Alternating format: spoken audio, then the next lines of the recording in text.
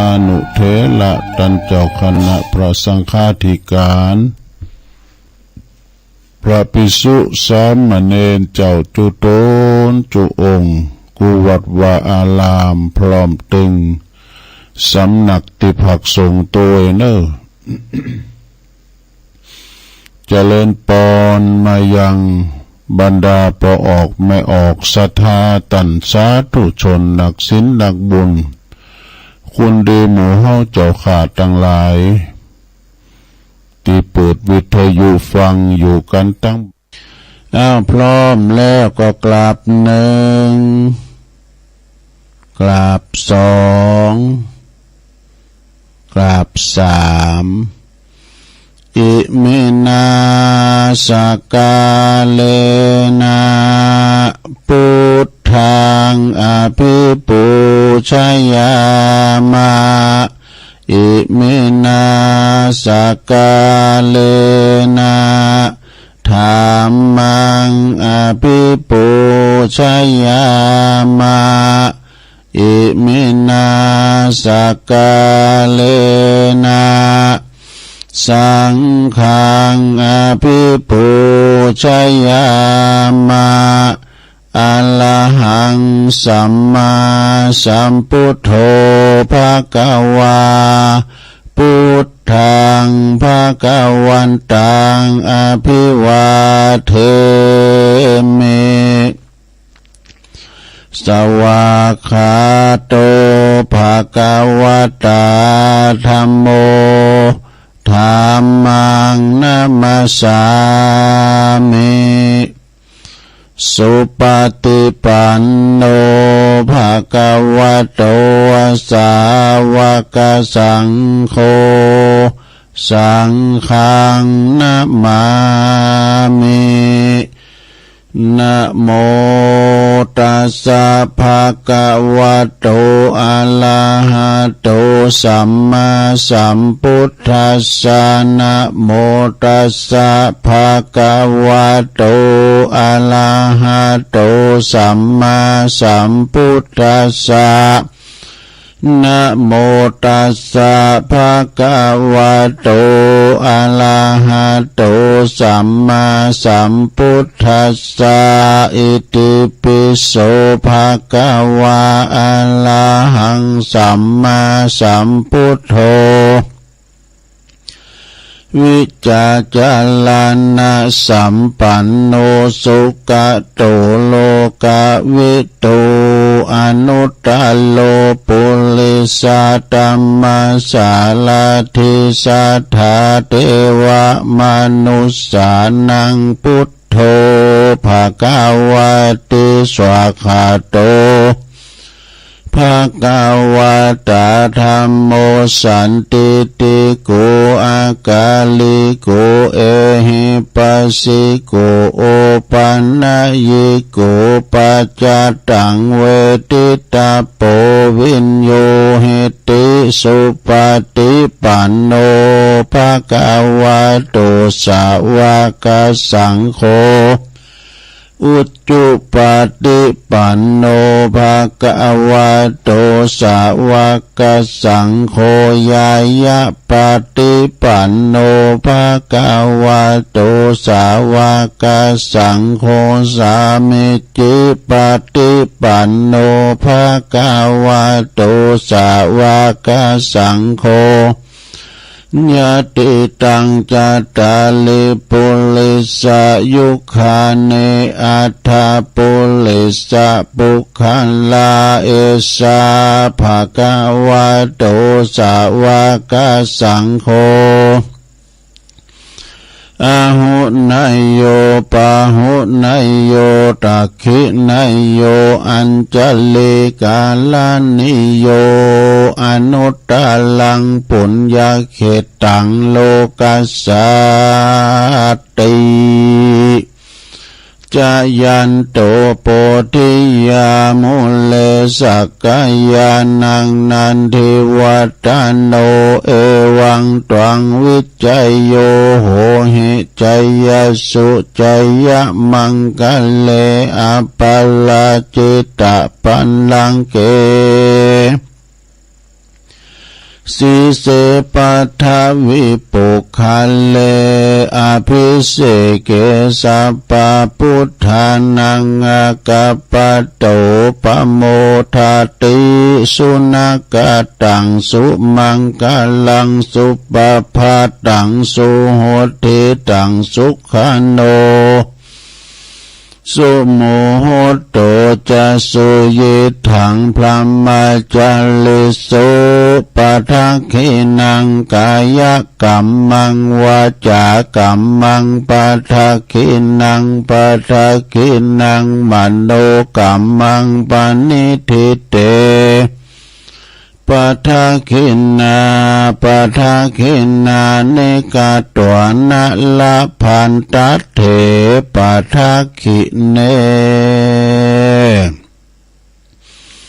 สัพพิติโยวิวัจจันตุสัพพะโลกโควินาศตุมาเตภวัตวันตัลลายโยสุขิติกายุโกภวะอภิวาทานาสีลิสานิจังวุตตาปัจจายโน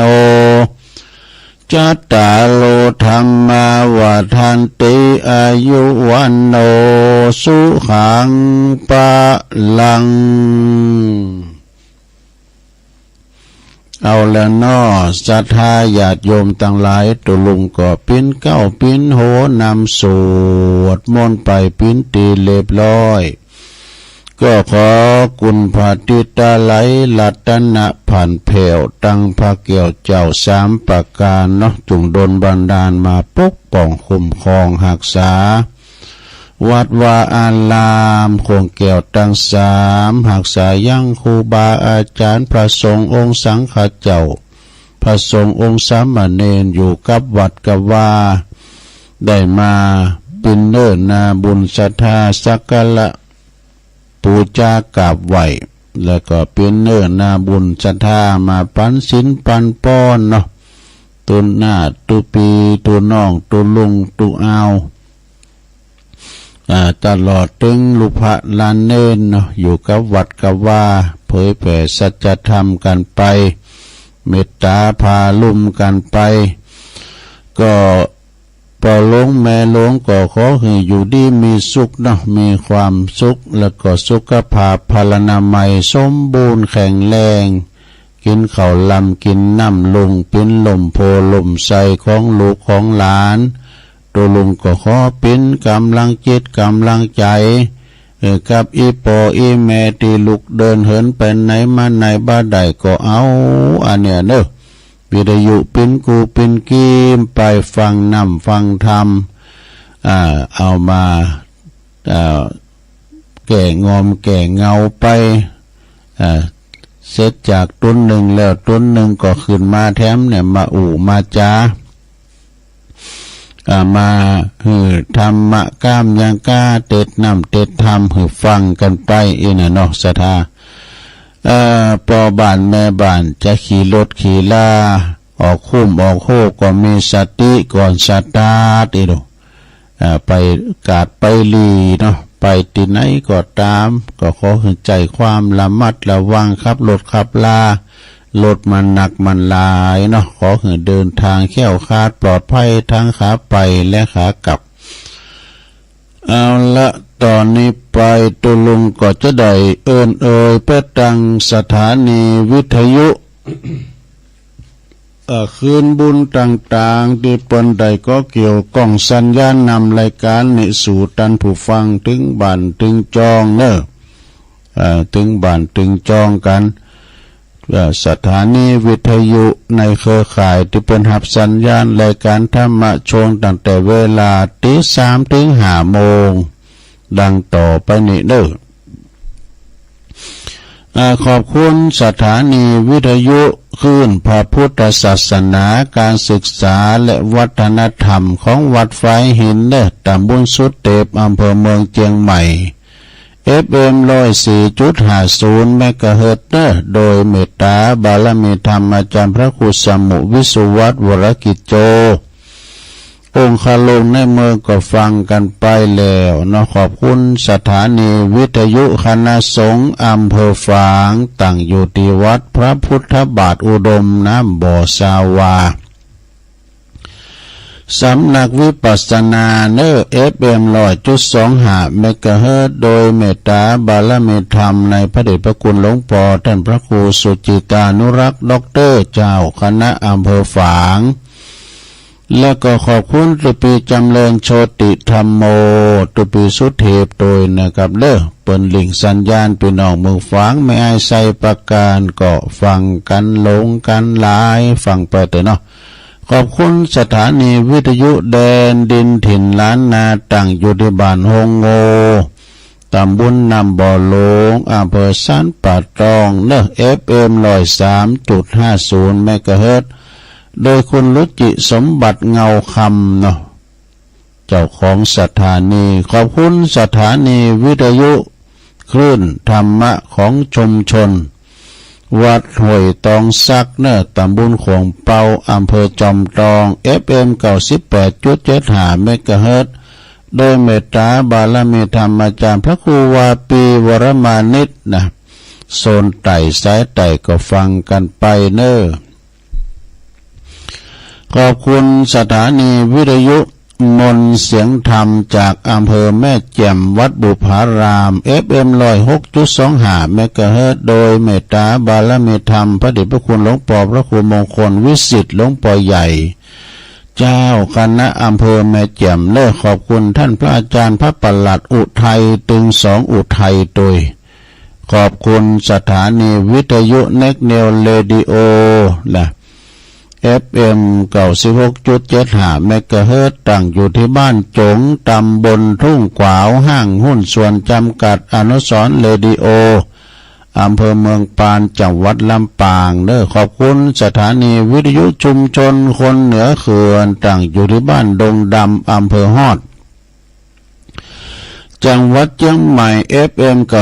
90.75 เมกะเฮิรตซ์เนอขอบคุณสถานีวิทยุเพื่อการศึกษาและพัฒนาอาชีพอาร์เรดิโอเน็ตเวิร์ก FM 103.00 เมกะเฮิรตซ์อำเภอเมืองจังหวัดลำปางเนอขอบคุณสถานีวิทยุอาร์เรดิโอเน็ตเวิร์ก FM 99.50 เมกะเฮิรตซ์วิทยาลัยเทคโนโลยีเพื่อการจัดการกฟผ.แม่เมาะลำปางขอบคุณสถานีวิทยุวิทยาลัยสงฆ์นครลำปางมจรลำปางเนาะวัดบุญญาวาสวิหาร FM 106.50 เมกะเฮิรตซ์เนาะโดยท่านด็อกเตอร์จิรศักดิ์ปันลำผู้อำนวยการและก็อาจารย์เอ็มเดินเนาะก็กล้องสัญญาณไปทางลำปางสีคำเรดิโอตั้งอยู่ที่บ้านนาเหลืองนอกอำเภอเวียงสาจังหวัดน่านเนอ FM 92.50 เมกะเฮิรตซ์พี่น้องต่างเมืองน่านก็ฟังกันหลายเปิ้นบ่โทรบ่ได้นะอันนี้ก็คือเป็นเจ้าของสถานีวิทยุคืนบุญต่างๆที่เปิ้นก็เกี่ยวสัญญาณไปนะศรัทธาญาติโยมพอออกไม่ออกตั้งหลายอยู่ตั้งบ้านตั้งจองได้ฟังกันไปตามอัธยาศัยทุกอิริยาบถสี่นั่งนอนยืนเดินฟังก็ได้เยการเป็นบ่ลอบตอบแต่ไปหุงข้าวหุงปลาก็ว่ากันไปนะทำไปก็คอยปืดไปปืดดังให้มาจะหลบโกนพี่น้องไก่เคงเป็นหุมก็มีเป็นบ่หุมก็มีนะศรัทธาญาติโยมทั้งหลายเปิ้นโหมประกอบฟังจริงๆแม่เขาพอเขาก็จัดโหมแล้วมันโนนรับก็เป็นอย่างนะการตื่นมาก็ฟังเพราะว่าเวลามันหลายเนาะเป็น2 ชั่วโมงปุ่นมาพบมาปักกันวันนี้ก็ตรงกับวันที่2แล้วเนอวันนี้นะเป็นวันเสาร์ที่2ของเดือนมีนาคมพุทธศักราช 2567 มานี่นะศรัทธาญาติโยมทั้งหลายซึ่งก็เป็นวันที่เราจะต้องสู่ชีวิตกันไปแถมมีบุญแถมวันหนึ่งที่เรายังมีลมหายใจอยู่เนี่ยก็ดิ้นรนสู่ต่อสู้กันไปตามบุญสมปานของเรา อันดับต่อจากนี้ไปตุลุงก็จะทำพิธีกันจะมีกิจกรรมทำกิจกรรมยกวัดมาบ้านก็คือหมายความว่าเราจะได้โยงเข่าต่างๆโยงขันศีลขันสุมาสร้างจินตนาการว่าเราไปวัดไปว่าของกินบ่หุ่นเนาของบ้านเราก็หุ่นลืมนะลงตื่นกันมาแล้วถ้าพร้อมแล้วเราจะโยงขันเกี่ยวเจ้าทั้งสามพร้อมกันไปเลยนะ นะมาเมปุถังกุณาสากลันตังนะมาเมธัมมังมุนเนเลลาจาเตสิตังนะมาเมสังฆังมุนเนลาจาสาวกังอาจายโยนโนปันเตอาจากัมมายาถาปัลเลยาถามุลลาเหยาถาอากุสเลเยมายังพุทธธรรมสังฆสังฆเตสุติลาตเนสุอาติเตวะปัจจุปันเนวะอาวิวายติวะละโหวากาเยนะวาวาจายาวามานัสวะปะมะตังวาอากาลวังวาอากาสิมหาติสวายาธาธัมมังปฏิกัลโลมาเตสังโนปันเตพุทธติรัตนัตยังอนุกัมปังอุปาทายะอาจายังอาจายาโตปฏิกันหาตุคัมมันตุสัพพังโตสังอายาติงสังวาริสามัญนาปุเนวังกาลิสามะสันจิจโตสังอสันจิจโตสังสัพพังโตสังฆมันตุโนเอาเลี้ยวไปอย่างหนึ่งสระต่อไปก็ปูจาเข่าภิกขหารสุมมาเข่าภิกขหารว่าพร้อมกันไปเลยนะมาเมตุปาบุภาลาจาตาเนโอตานาภิกขาหาลาตาเนสหปาลิวาลาตาเนวาลาตาคินาเยกายตัวเลวจิตัวเลมโนตัวเลสันจิจาปมาเตนาวาอสันจิจาปมาเตนาวากายกัมเมนาวาวจิกัมเมนาวามโนกัมเมนาวาอาติตาโตสังปัจจุปันนโตสังสัพพังโตสังฆมันตุโนตุติยัมปิตติยัมปินะมาเมตุปะบุภาลาจาตาเนโอตานาภิกขาหาลาตาเนสหปาลิวาลาตาเนวาลาตาคินาเยกายตัวเลวจิตัวเลมโนตัวเลสันจิจาปมาเตนาวาอาสันจิจาปมาเตนาวากายกัมเมนาวาวจีกัมเมนาวามโนกัมเมนาวาอาติตาโตสังปัจจุปันนโตสังสัพพังโตสังฆมันตุโน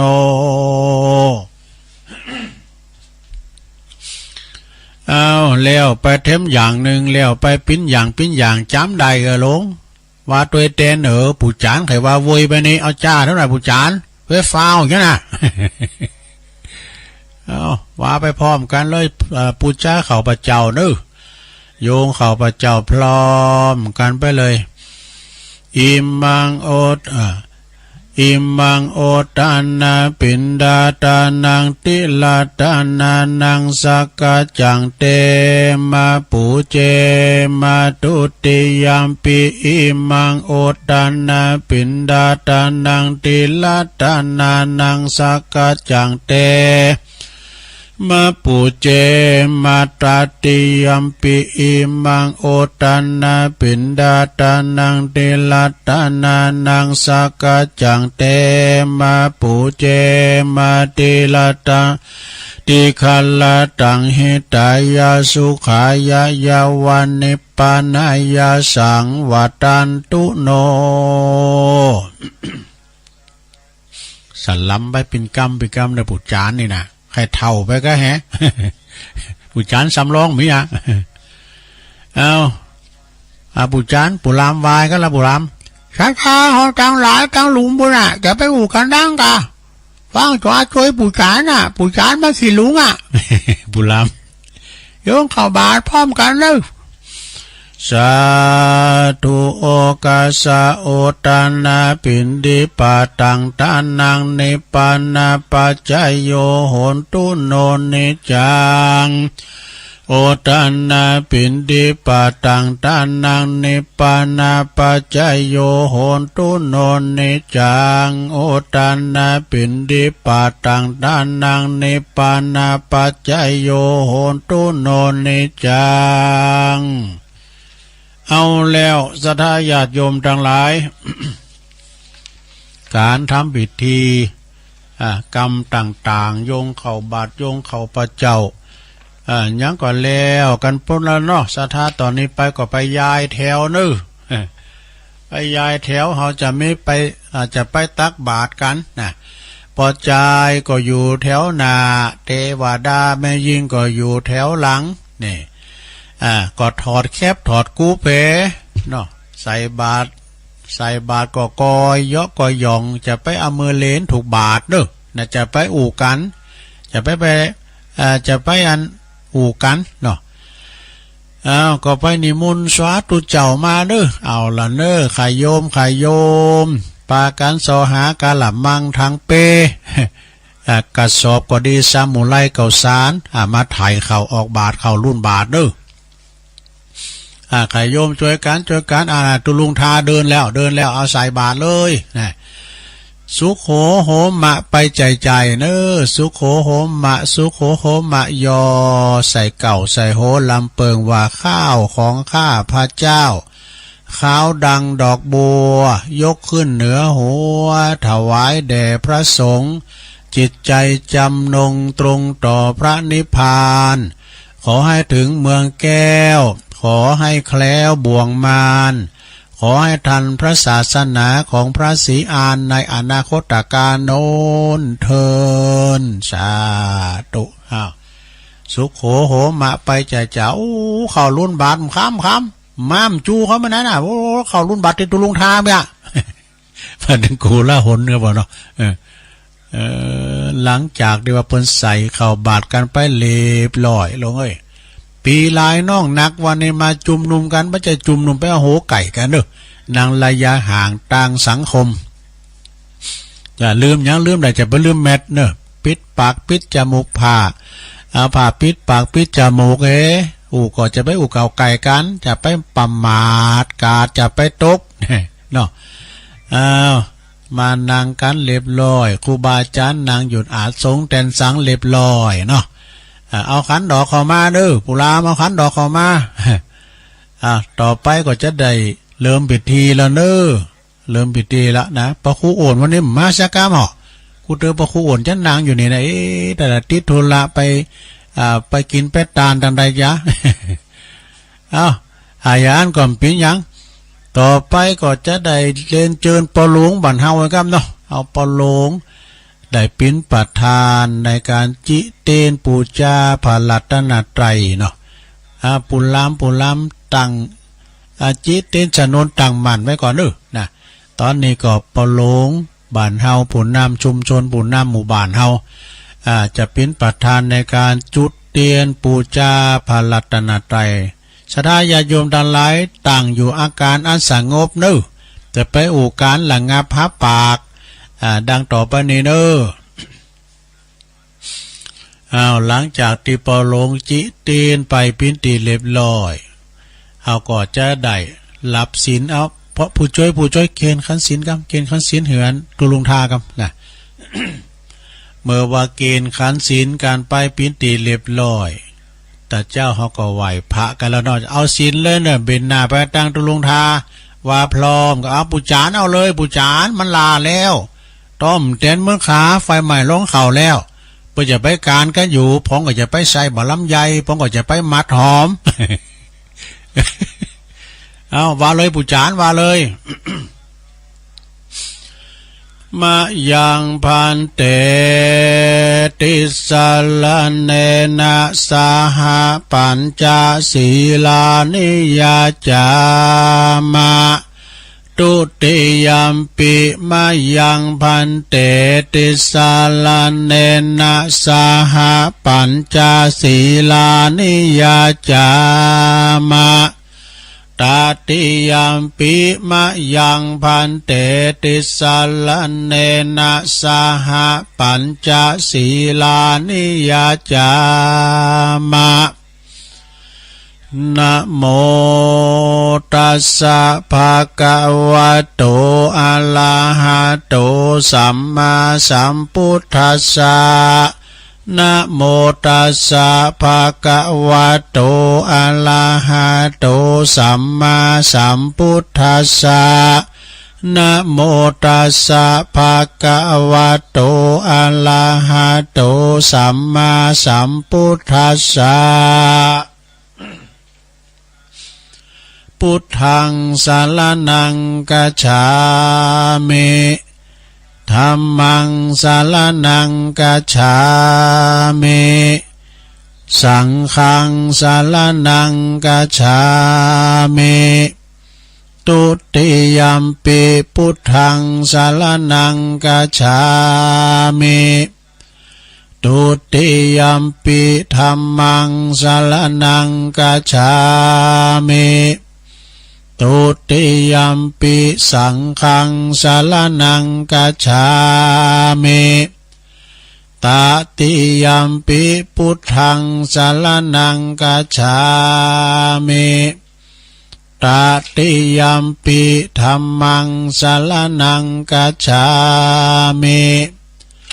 ตติยัมปิสังฆังสรณังกัจฉามิติสรณะขมานังนิทิตังปานาติปาตาเวรมณีสิกขาปตังสมาธิยามิอาทินนาทานาเวรมณีสิกขาปตังสมาธิยามิกาเมสุมิจฉาจาลาเว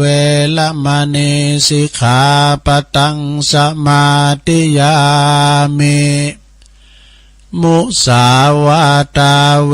รมณีสิกขาปตังสมาธิยามิสุราเมรยะมัชฌะปมาตฐานาเวรมณีสิกขาปตังสมาธิยามิอิมานิปัญจสิกขาปทานิสีเลนะสุขติงยันติสีเลนะโภคสัมปทาสีเลนะนิพุติงยันติตัสสมาสีลังวิโสทะเยสาธุสาธุสาธุเอาแล้วศรัทธาญาติโยมทั้งหลายตัวลุงก็ปั้นศีลหาไปปิ้นตีเรียบร้อยหาของได้เนอะลงเนอะเก็บไว้ดีๆไปเสียมันหายขอสองขอกอมเป็นยังศีลหนาเสาหนาตัวลุงก็มาปั้นแถมเนาะเตยปอยเมเขาได้ไปวัดไปวาก็ถือว่าวันนี้เขาไปวัดได้เนอะลุงเนาะไปวัดไปวาแต่ก่อนอ้อนมาก็โอ้คุณไปวัดก็รุ่นวัดรุ่นวิหารกันนะประเดี๋ยวนี้ไม่ได้ไปสักเตือตัวใจนี่ติดอยู่วัดปุ่นไหนน่ะโธ่กันมีรายการธรรมะครูบาอาจารย์ถึงวันน่ะโอ้นักแก่เนอะไอ้ดอกปุ่นวาน่ะซ้ำไปได้ไปไหนนะก็ตู้เอาทำน้ำทำคำสอนเนี่ยมาคัดเก่าจิตใจนะตื่นเจ้าก็มาก็ได้ยินแล้วจนถึงเขาตีนอนพวกน่ะทำมีวันคำไม่ได้ก็บ้านก็พักบันเทิงเพราะก็ฟังเพลงไปพองให้โลเนอะฟังเพลงฟังโซไปพองเนาะโอ้ยสมัยแต่ก่อนอ้อนมานี่โซก้ามยังก้าในรายการตีกลางตุงกลางหน้าน่ะผมก่อนนี่ฟังโซเราคณะอย่างดาวลุ่ง คณะดาวลุ่งของ แม่ครูแสงสุริยมนเขานะคณะดาวลุ่งยาสตรีกามาป้านะฟังก็ขนาดคณะของปอครูอำนวยกับลำพัดแถมเนาะแล้วก็คณะของแม่จันสมคณะสายธาราเนาะแม่จันสมสายธาราอันมีประกอบไปด้วยอุดมรังสีนี่บุญมีรัตนคำแปลงเทพธาราปัญญามานะอย่างมันโมนก่อนนะได้โอ้ฟังก่อนมันโมนปิ้นขัดตีตื่นอกตื่นใจปิ้นละครก็มีปิ้นซอละครละครซอโยมเนาะเอาละตอนนี้ไปมันยังแถมตุก็เดียวกันกะเอาสินแล้วเดี๋ยวตุลุงจะสวดพญานกยุงทองก่อนเนาะสวดพญานกยุงทองแล้วตุลุงก็จะมาโยงคุณไหวคุณโลมนะสวดพญานกยุงทองนี่ก็คือว่าในสมัยหนึ่งเนี่ยพระโพธิสัตว์เจ้าของห้ามมาเสวยพระชาติเป็นพญานกยุงทองนะแต่ประกอบเขี้ยวขาดนะโดยบทสวดบทเนี่ยนะเขี้ยวขาดในพรานดักเขี้ยวดักยั้งปิ้นบ่งปิ้นยั้งก็ตามเขี้ยวขาดปลอดภัยโดยบทนี่เนอะเพราะนั้นเขาจะไปกินแปะตานหรือว่าจะไปไต่ไปเนื้อไปวันตกวันออกขอกไต่โหเนื้อก็ดีกันเขาสวดบทนี่นะก็เขี้ยวขาดปลอดภัยทุกตารางกิโลเมตรของการเดินทางทั้งขาไปและขากลับเนอะ อุเตตยัญจักขุมาเอกาลาชาหาลิสวันโนปาทาวิปาภาโสตังตังนัมมัสสามิหาลิสวันนังปาทาวิปาภาสังตายาสากุตาวิหาเลมุติวาสังเยปรมานาเวตากุสัพพะธัมเมเตเมนะโมเตจามังปะลายันตุนัมมาตุพุทธานังนามาตุโพธิยานะโมวิมุตตานังนะโมวิมุตติยาอิมังโสปาลิตังกัตวะโมโลจาลติเอสนาอเปตยัญจักขุมาเอกาลาชาลิสวันโนปาทาวิปาภาโสตังตังนามาสามิหาลิสวันนังปาทาวิปาภาสังตายาสากุตาวิหาเลมุลติงเยปรมานาเวตากุสัพพะธัมเมเตเมนะโมเตจามังปะลายันตุนัมมาตุพุทธานังนามาตุโพธิญาณโมวิมุตตานังนะโมวิมุตติยาอิมังโสปาลิตังกัตวะโมโลวาสัมมาคปายิติโมลปาลิตังเอาแล้วเขี้ยวขาดปลอดภัยเขี้ยวขาดปลอดภัยเขี้ยวขาดปลอดภัยเนอะไปเนื้อไปไต่ไปไก่ไปไก่นะไปกับรถลายโยดยานพาหนะก็ขอให้แก้วขาดปลอดภัยนะแล้วก็ขออำนวยโอโจกปันป้อนให้หน่อยเนี่ยว่าขอให้ตานะมีความสุขมีความเจริญก้าวหน้าในชีวิตธุรกิจการงานเนอะสุขสำราญโดยลาภโชคโภคทรัพย์ทั้งหลายอันมีสุขภาพร่างกายสมบูรณ์แข็งแรงสมปรารถนาดังใจอธิษฐานในสิ่งที่อันเป็นกุศลจงปรากฏผลโดยเร็วพลันทุกทิพาราตรีการทุกท่านเทินสาธุ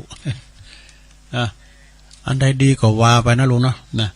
เป็นการให้กำลังจิตกำลังใจกันมันจะกำจุ่มกำเสียมมันจะกำจุ่มกำสามเป็นกำปอนเนอะเอาละตอนนี้ไปจะไหวกุลโลมกันเน้อสถาเน้อไหวกุลโลมก่อนสาธุสาธุสาธุข้าขอยกมือ10 นิ้วขึ้นตั้งวางกิ้วไก่เก่าเกษาขอนำมาชาการไหวคุณพริตา21คุณพระมันดา12คุณพระแม่โพศพ39คุณพระพุทธเจ้า56คุณพระธรรมเจ้า38คุณพระสังฆเจ้า14คุณอาจารย์มี10คุณแม่น้ำคงคา12คุณอักขละ33คุณศีล5มี11คุณศีล8มี12คุณ10มีคุณศีล10มี21คุณจตุปาริสุทธศีลมี27คุณอรหันตาคือมรรค4ผล4นิพพาน1รวมเป็น9คุณอาสาสะปัสสะสะนิวานิสาวาอัสสะ กุลพระวิหาร84,000 ปันหลังกุลพระมหาเจติยเจ้า84,000 ปันดวงผู้ข้าขออาราธนายังพระคุณเจ้าต่างหลายเหล่านี้จงได้มาเป็นสร้อยประดับสำหรับกายอันพระเสริฐเมื่อผู้ข้าต่างหลายได้ดับจิตเสี่ยงชีวิตสังขารในปีใดเดือนใดวันใดยามใดคืนใดดังอันก็ดีผู้ข้าขออาราธนาคุณพระเจ้าทั้งหลายจงมาเปิดประตูพระนิพพานคือเวียงแก้วแก่ผู้ข้าต่างหลายแด่เตินนิพพานาปัจจโยตุโนนิจังนิพพานังปาละมังสุขังเอาแล้วคุณโลมแบบยอเนอะแบบยอมผู้ก็ค่อยฟังก็เอากุลโลมติ๋มของพระครูวรธรรมนะผู้นี้เปิดเอากุลโลมติ๋มตอนนี้ไปเขาก็จะได้แผ่เมตตานะลงเนอะแผ่เมตตาก่อนเนาะแล้วก็ค่อยว่าอีตังยังกินจีวันตาหน่อยวันตาลงกันเป็นลำดับต่อไปก่อนที่เขาจะแผ่เมตตาภัยตั้งหลายสัพเพสัตตาตั้งหลายแผ่เหือโตเก่าก็เกิดนะลงเนอะแผ่เหือตัวเองก่อนนะว่าพร้อมกันไปเลยอาหังสุขิโตโหเมขอให้ข้าพระเจ้ามีความสุขนิทุกโขโหเมปราศจากความทุกข์อเวโรโหเมปราศจากเวรอภยาปัชโชโหเมปราศจากอุปสรรคอันตรายทั้งปวงอนิโคโหเมปราศจากความทุกข์กายทุกข์ใจสุขีอัตตานังปริหาราเมมีความสุขกายสุขใจรักษาตนให้พ้นจากทุกภัยทั้งสิ้นเถิดเอาแล้วอันนี้แผ่เมตตาตัวเก่านะลุงนะ ต่อไปก็แผ่สัมภสัตทั้งหลายนะว่าพร้อมกันไปเลยสัพเพสัตตาสัตว์ทั้งหลายที่เป็นเพื่อนทุกข์เกิดแก่เจ็บตายด้วยกันทั้งหมดทั้งสิ้นอเวราโหนตุจงเป็นสุขเถิดอย่าได้มีเวรแก่กันและกันเลยอภัยยาปัชโชอภัยยาปัชชาโหนตุจงมีความสุขจงเป็นสุขเถิดอย่าได้เบียดเบียนซึ่งกันและกันเลยอนิกาโหนตุจงเป็นสุขเถิดอย่าได้มีความทุกข์กายทุกข์ใจเลยสุขีอัตตานังปริหารันตุจงมีความสุขกายสุขใจรักษาตนให้พ้นจากทุกภัยทั้งสิ้นเถิดสาธุก็สลัมไม่พอเนี่ยสลัมไม่พอนะสลัมแล้วก็คืนได้นะสลัมกำนะดอกต่อไปฮาวาปิ้นอะไรทำไมเกิดเนาะรู้เนาะปิ้นแผ่เมตตาแบบไทยครับหนึ่งข้าพระเจ้าขอตั้งจิตอุทิศผลบุญกุศลนี้ไปให้ไพศาลถึงบิดามารดาครูอาจารย์ทั้งลูกหลานญาติมิตรสนิทกันคนเคยรักเคยชังแต่ครั้งไหนขอให้ได้ในกุศลผลของฉันทั้งเจ้ากรรมนายเวรและเทวันขอให้ท่านได้กุศลผลนี้เถิดสัมภสัตทุกท่วนหน้าเทพารักษ์จงประจักษ์ในกุศลผลนี้นะขอให้ท่านประสบสุขทุกเวลาสมดังข้าอุทิศให้ด้วยใจเถิด เอาละเนาะสัทธาจบไปปิ้นอย่างเอาโอกาสสุดท้ายนะโอกาสสุดท้ายเขาก็จะมาอีตั้งอย่างกินจิวันตาน้อยวันตาหลงเป็นลำดับต่อไปในหลงเด้อนะอีตั้งอย่างกินจิวันตาน้อยวันตาหลงศรัทธาก็ตั้งอกตั้งใจนะตั้งอกตั้งใจที่จะได้ ทำกิจกรรมรวมกันเนาะต่อไปก็หยาดน้ำเด้อแผ่เมตตาแบบพื้นเมืองเด้อผู้ลามอื่นเอาละเนี่ยอิตังทานกัมมังนิปานาปัจจายโยโหนตุโนนิจังอิตังศีละกัมมังนิปานาปัจจายโยโหนตุโนนิจัง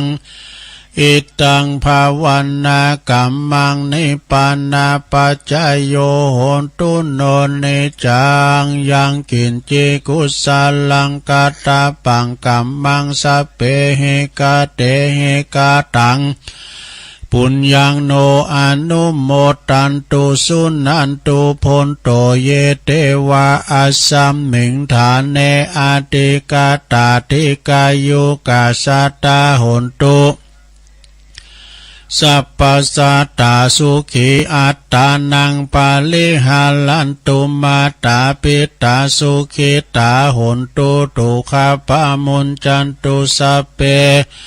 ยาติกาสุขิตาหนตุตุขะปะมุนจันตุสัพเพอัญญาติกาสุขิตาหนตุตุขะปะมุนจันตุสัพเพปิสาสัพเพยาขาสัพเพเปตาสุขิตาหนตุตุขะปะมุนจันตุสัพเพนาคาตาสุขิตาหนตุตุขะปะมุนจันตุสัพเพเทวาสุขิตาหนตุตุขะปะมุนจันตุสัพเพอาจาริยุปัจจยสุขิตาหนตุตุขะปะมุนจันตุสัพพสัมปติโยสัมมิชันตุโวต่อไปก็จะได้วันตาหลงสุมาพระประธานหลงเนิบบินหน้าพระตั้งพระเจ้าเนินะวันตาหลงพร้อมกันไปเลยวันตาเมปุตังสัพพังเมโตสังกัมมาธัมเมปันเตวันตาเมธัมมังสัพพังเมโตสังกัมมาธัมเมปันเตวันตามิสังฆังสัพพังเมโตสังกัมมาธัมเมปันเตวันตาเมกาลูอุปัชฌายาจาริเยสัพพังเมโตสังกัมมาธัมเมปันเตวันตามิกัมมาทานังสัพพังเมโตสังกัมมาธัมเมปันเตวันตามิอาลาเมปัตตสิมายังสัพพังเมโตสังกัมมาธัมเมปันเตวันตามิเจติยังสัพพังสัพพทานเนสุปฏิติตาสลิลาธาตุมหาโพธิงพุทธาลุปังสักกะลังสัตตัมนักกะโลเกเทวะโลเกพรัมมาโลเกจัมปูติเปลังกาติเปสาลิลาธาตุโยเกสาตาตุโยอะละหันตาตาตุโยเจติยังกันตะกุติงจตุรสีติสาหาเสธัมมักกันเตสัพเพตังปาตาเจติยังอะหังวันตามิสาปะโสต่อไปบินหน้าไปตั้งครูบาอาจารย์เนอสุมากาลาวะประสงค์องค์สังฆเจ้าว่าปันวันตาหน่อยพร้อมกันไปเลยวันตาเมพันเตสัพพังอาปาลาทัง กัมมาตัมเมพันเตมายากาตังปุญญังสามินากาตังอะสามินาอนุโมติตาปังสามินากาตังปุญญังไมหังตาตาปังสาธุสาธุอนุโมทามิจัตตาโลธรรมาวัฏันติอายุวันโนสุขังปะลังสาธุสาธุสาธุ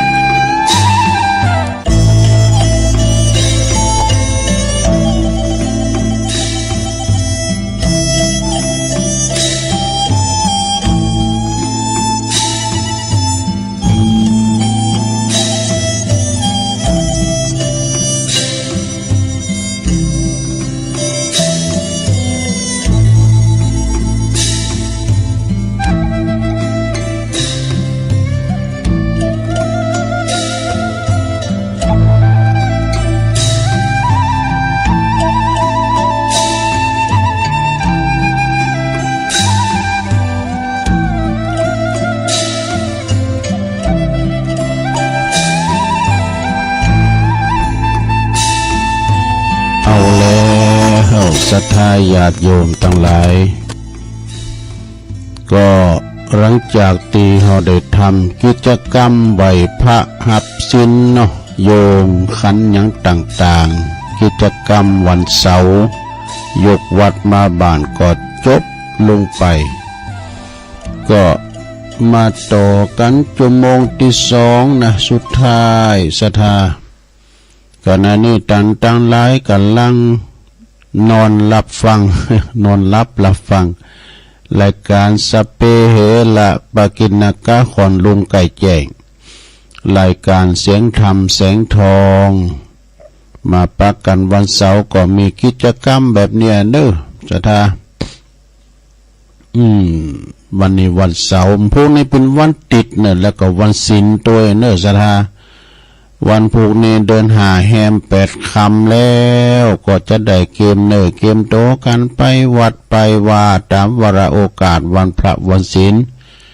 สะเข้าจังหันกันเนาะแต่ละวัดแต่ละว่าบ้านนอกบ้านนาวิถีชีวิตตั้งเฮาในวัดว่าอารามมีหลายแต่ตุพระมีหน่อยเนาะกันไปสัก4-5 คนนี่ก็พอครบพอชันแล้วเนาะจะไปละวัดละว่าประสงค์องค์เนนนะต้นเมตตาประก็ฝากต้องกับพี่น้องชาวบ้านก็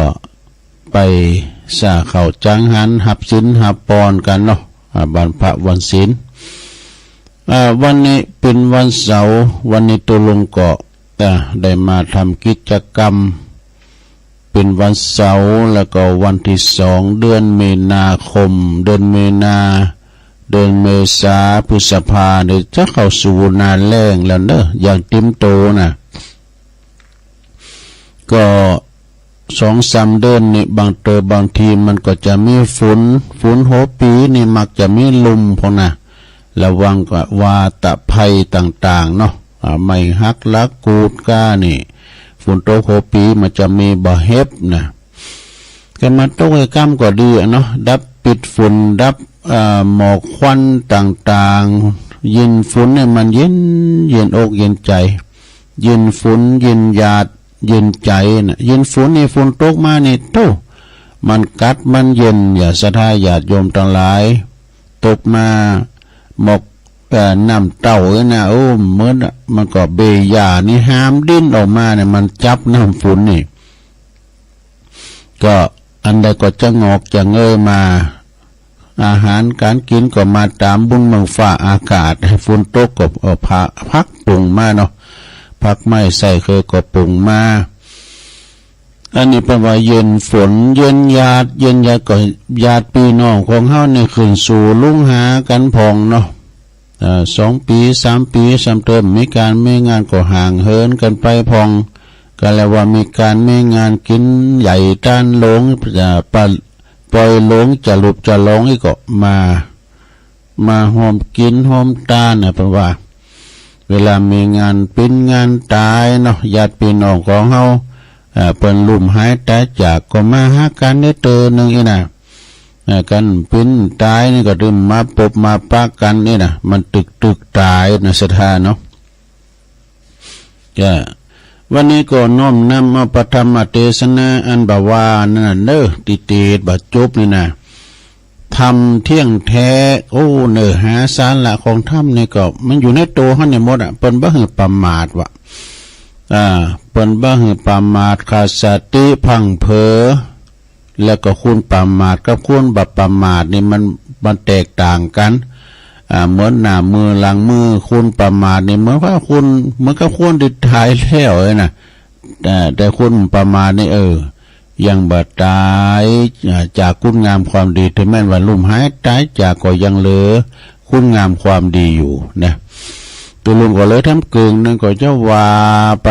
กึ่งนี่ก็เป็นธรรมอันเดียวกันแต่ก็มีเจ้าภาพพ่อบุญตันแม่แสงล่าป่าไล่เนอะบ้านเจดีย์3 ยอดตำบลบ้านเลินอำเภอป่าซางเป็นเจ้าภาพกันเตดเนอะพร้อมกับหมู่เฮาเจ้าขาดตั้งหลายก็ฟังกันไปปิ้นตุลุงตึงเตดอยู่แล้วเนาะ ปอบุญตันนี่ก็60ผู้ใหญ่ที่ตุลุงเคารพนับถือแถมทันหนึ่งนะเป็นญาติผู้ใหญ่ก็เกี่ยมน้ำญาติว่าเด้อแม่สังหละเขาเนาะศรัทธาญาติโยมก็ฟังเอาแถมกึ่งหนึ่งกึ่งวันนั้นแล้วกึ่งแต่ว่ามันแล้วก็เอามันแล้วไอ้นั่นเนาะศรัทธาญาติโยมตึกตีนไหนแต่ว่าเนอะว่านาโมกันเนาะมันทำผูกเดียวกันนะเปิ้นก็บอกว่าบุคคลเช่นใดได้คิดได้กระทำเช่นนี้เรียกว่าคนที่ไม่บ่ประมาทเนอะนะตือว่าบัพพิจากคันลองของธรรมจารีตเหตุหอยปาเวณีเฮาแล้วก็ปฏิบัติได้สิ่งที่ดีๆปฏิบัติสิ่งที่ดีที่งามที่บักคัดกับป่าจารีตประเพณีอันที่จะนำความสุขความเจริญมาสู่ตนเองและก็ส่วนรวมเช่นช่วยเหลือเปิ้นมนุษย์ลมจาดผู้ที่ตกทุกข์ได้ยากและก็ดำรงไว้ซึ่งชาติศาสนาและพระมหากษัตริย์อันเป็นที่หักยิงของหมู่เฮาเจ้าขาดทั้งหลายบุคคลใดได้เกิดได้กระทำเช่นนี้เรียกว่าเป็นบุคคลที่ไม่ประมาทคือบ่ตายจากความเจริญหรือว่าเป็นผู้ที่มีอมตะธรรมคือธรรมที่บ่ทำคือบุคคลตายดังนี้แน่แต่ว่าตึกนี้นะต่อไปก็เอาวันนี้เนอะส่วนว่าคนตีประมาทแล้วถึงยังบ่ตายก็เปรียบไว้ว่าเสมือนคนที่ตายแล้วนะคือคนที่บ่ทำประโยชน์และก็คุณงามความดีให้แก่ส่วนร่วมและก็ตนเองนี่นะก็ได้เกิดมาเป่าประโยชน์ว่าศูนย์โยนะปราทันเป็นเด็ผู้หู้เป็นเล็กว่าเกิดมาศูนย์โยหรือว่าศูนย์เปล่านั่นเองธรรมดาของคุณเฮาติดตายไปแล้วก็ปราศจากวิญญาณเนาะปราศจากวิญญาณเลงออกจากลางไปแล้วก็ความหู้สึกนึกคิดแล้วก็บ่มีประโยชน์อันใดเลยยังสู่ต้นไม้นะเก้าไม้เก้าตอกแล้วก็สัตว์ที่มันตายไปแล้วอันว่าต้นไม้ที่ตายอยู่ตามแพะตามป่าเถินทำดันใดก็ตามเดอะไม้ที่มันตายค้านก็ดีก็ยังมีประโยชน์มีประโยชน์แก่เฮามากมายเช่นขอนไม้แห้งแล้วก็นำมาแป้งโหลไฟหนึ่งเข่ากินเข่าทำปรุงอาหารทำปิ่นเจ้อเพิงทำหุงหาอาหารนำมาแป้งหอแป้งเฮิรนก็ดีไม่โหลไม่ใหญ่นะเอามาเลอกามอย่างกันแป้งหอแป้งเฮิรนก็ได้จาล่วงสุดนี่ยังนำมาแป้งหยังแป้งกันนำบวยดูแป้งกันนำบวยตักกินน้ำก็ได้นี่กันนำบวยนี่ก่อนนี่เท่าเป็นแป้งโหลดลายเห็นดูจำได้ก็พยายามเป็นแก้สลักนะแป้งกันนำบวยแป้งกันแป้งดำผ้าดำมุยเนี่ยแป้งอย่างต่างๆอย่างตุลุงวามว่าน่ะแป้งง่อนไทยก็ได้นะพอไม่ที่มันกดเอามาแป้งขอเล็กงอเอามาแป้งเขี้ยวนี่เนี่ยไม่กดเนี่ยแป้งไทยเนี่ยแป้งง่อนไทยก็หาไม่ที่จะแป้งง่อนไทยนั่นก็ยากเนี่ยก็ไม่บักกอนนี่มันมีหลายรูปต่างเลือกเนาะไม่ในแพร่ในป่าเฮาไม่นอนขอนตาวเนี่ยประมาณเนาะไม่ใหญ่ไม่ลงเปิกเอามาแป้งหอแป้งเฮิรนได้อันนี้ประโยชน์ของไม้นะแล้วก็สัตว์ที่มันยังตายไปแล้วก็ยังประโยชน์ได้ให้กับคุณเฮาก็มีนะเช่นว่าโง่ควายจ้างม้าก็ดีการตายไปแล้วก็มีประโยชน์หลายอย่างเด้อดังสุภาษิตโบราณเพิ่นกล่าวไว้ว่าโง่ควายจ้างม้าตายแล้วเหลือหนัง ดูเขาคุณยังเอาใจการใดเนี่ยจะลวงสุดตับปุ่มปอดใส่คุณเฮาก็ยังกินลำอิ่มต้องมนุษย์เฮาตายสหายปีน้องไผบ่ห่วงของอาลัยสุดแต่ดูโพก็เอาควางเสียไก่กลัวจักเป็นภัยผีมาหลอกได้ความจัวลิบหนีความดีลิบไก่แม่นว่าตายแล้วจือหากยังตึงดังอยู่เนี่ยจือหากยังมีอยู่ไอ้นั่นหมายความว่าตายแล้วนี่ก็อนุชนคนรุนหลังก็ระลึกนึกถึงพิตายเก่าเนามึนอย่างว่าปู่ย่าตาโทษเปิ้นแปลงดีไว้หือลูกแปลงถูกไว้หือหลานให้นาปาตั้งเปิ้นก็แปลงไว้หือนะเป็นคุณที่เขาวัดเขาว่าอีกกันเนาะคุณโบราณทนเปรียบเทียบระวังคุณกับสัตว์ว่าคุณเฮานี่กันตายไปแล้วนี่ก็บ่มีกามีศีลหยังเด้อบ่มีกาบ่มีศีลยังสักอย่างส่วนว่าสัตว์นี่มันตายไปแล้วก็ยังประโยชน์ต่อคุณหลายอันหลายอย่างเช่นว่างูควายจ้างม้านั่นนี่นะงูควายจ้างม้านั้นนอกจากเอาเปิ้นเอาจีนเอาเนื้อมากินแล้วเป็นอาหารของคุณแล้วอิ่มต้องแล้วดูกแล้วก่อนเขานี่นะดูเขาคุณมันก็ยังเอาใจการได้เช่นว่าเขาโง่ควายตีตายฟ้าผายนะเปิ้นเอามาเขายาว่ะเนาะเขาโง่ควายก็หายากเด้อโง่ควายที่ได้ตายก็ฟ้าผายนะเนาะแต่บัดเดี๋ยวนี้มีนะกลางฟ้ากลางทุ่งหญ้าทุ่งนาเปล่งแต่สายฟ้าทำให้งูควายตายเป็นหลายตัวเนี่ยตายเป็นหลายตัวก่อนนี้เป็นว่าจะไปอยู่อันฝนตกฟ้าห้องจะไปอยู่ไกลก็ไม่นะก็ไม่ใหญ่ไม่โลงนี่นะก็ไม่ใหญ่ไม่โลงเนี่ยแต่ไปอยู่มันก็คุณเก่าเนี่ยบอกว่ามันจะมีลุมก้าไม่ฮักลักกูเวลาว่ามันไม่นั้นกุลก็จะเป็นอันตรายกับเฮาเลยนะแต่ก่อนเนี่ยมันมีบุคคลคนหนึ่งเนี่ยไปกับอันสีภรรยาว่าคุณนี่ปรากฏแล้วขี้โวเหมือนกันเนาะ ไปกับฝนตกไอ้นี่ตัวเยอะของจางเยอะไปสีย่างอยู่ก็ไม่สะกุยลุงนะไก่นี่ไม่สะกุยในแผลบนไหนนี่ฝนตกลุ่มนี่ปวดก็ย้ำมาบุญติ้งไข่ย่องนี่และหน่อยนี่บัง ไอ้สดยิ่งว่ะก็ปิดหูมันจะน้อยนี่มันรูปืนใหญ่เนาะ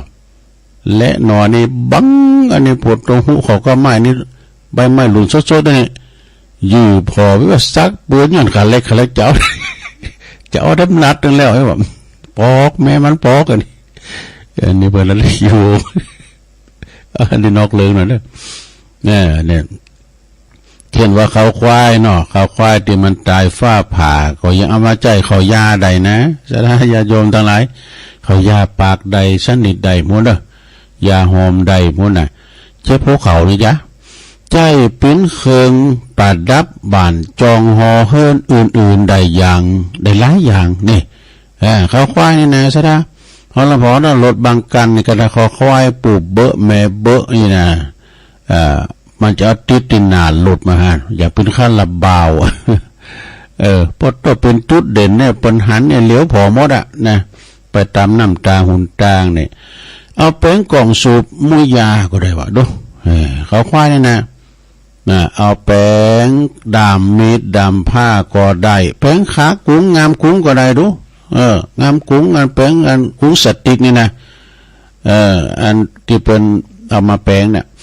ทำเตยก็เอามาแป้งไม่พัดไม่ผ่านกวางน้ำก่อนไม่นะสระแล้วเปิ้นก็เอาเขาถึงเขาเนี่ยเปิ้นจีมันจะจีหูนะเปิ้นตัดตีเหลี่ยมมันจะเป็นหูหน่อยนะเอามาเป่าตูดอะสระปูดเวลาจีนปกาไม่คล้ายปกาจีนไปกาดปลีมันคืนนี่เนาะไปจะเป่าตูดแล้วคุณเป็นนักเลงจีน นักเลงลาบไอ้นะมันหูแล้วไอ้มานี้เสียงตูดตัวเนี่ย เปิ้นเป่าตูดแต่ละอ่อนเดิมหูจักอ่ะเปิ้นเป่าตูดเขาควายนี่นะหัวอันเนี้ยเปิ้นแล้วแฮมอย่างหนึ่งดูกมันหรออันเขามาแป้งมีดดามผ้าเนี่ยก็ได้ส่วนว่าดูของมันในก็เอาไปใจสารพัดอย่างเนอะดูโง่ดูควายเนี่ยเปิ้นว่าเช่นว่าเอาไปแป้งเครื่องใจในโคเรือนเอาแป้งเป็นไม้ตะเกียบก็ได้ว่าแป้งโจ้นก็ได้ว่าดูกระดูกไม่นะบางแห่งนี่ก็ยังเอาดูกของมันเนี่ยไปตัดปิ้นเหลี่ยมสี่เหลี่ยมจัตุรัสเสมอกันนี่แล้วก็จีหูเป็นหูไปนี้เป็นตาไปนี้เนี่ยเป็นเลข1ถึงเลข6เข้าใจเนี่ย